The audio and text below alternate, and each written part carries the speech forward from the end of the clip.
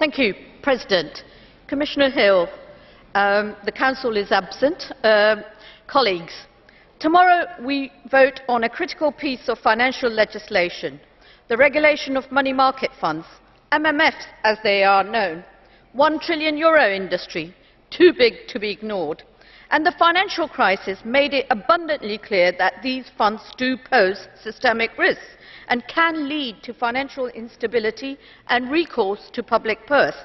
During the crisis, the key vulnerability was when investors wanted to liquidate funds quickly, and these so-called runs meant that the asset managers had to close them down and the investors lost their money. The previous Parliament failed to find an agreement on this file.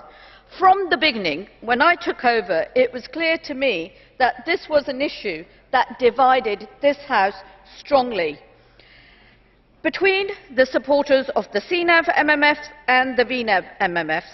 Each camp has about 50% of the market and is supported by at least one member state and opposed sometimes by the other. A bit like when you have two strong football teams in the city. So the divisions experienced in this House are also mirrored in the Council.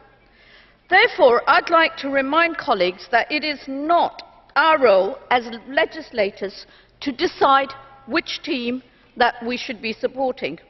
Both have their value to different investors.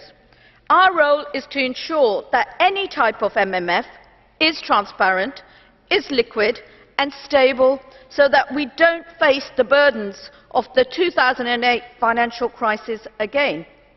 Now, recognising that the MMFs are of value to many types of businesses, local authorities and non-profits that support our economy and use MMFs as a cash management tool.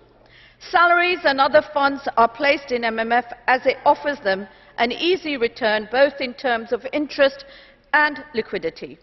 They do and can make a positive contribution to the real economy. However, it would be an understatement if I said achieving a degree of understanding of each other's point of view was straightforward when we looked at this report.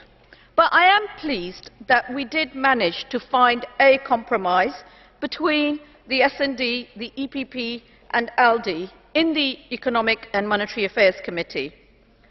What we have achieved, apart from strengthening the viability of the MMF sector, is to introduce three new categories of funds: LVNAV, Retail CNAV and Public Debt CNAV. These solutions would not have been possible had it not been for the cooperation and the flexibility demonstrated by many colleagues, but especially the shadow rapporteurs.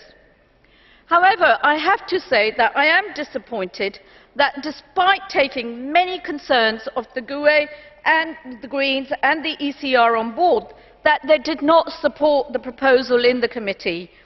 I do find it ironic that their preferred positions, for whatever reasons, would result in a totally unregulated MMF sector to continue, and one that would put our fragile economy recovery at risk.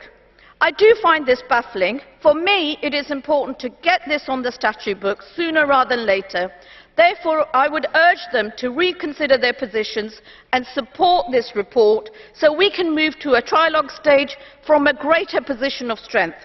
On that, I would also request President and Council, who are missing, that you are being made an offer that you can't refuse, a quick term in terms of achievements for Latvian presidency. So I would ask Commissioner Hill here to take this up with the presidency to ensure that they do move forward quickly.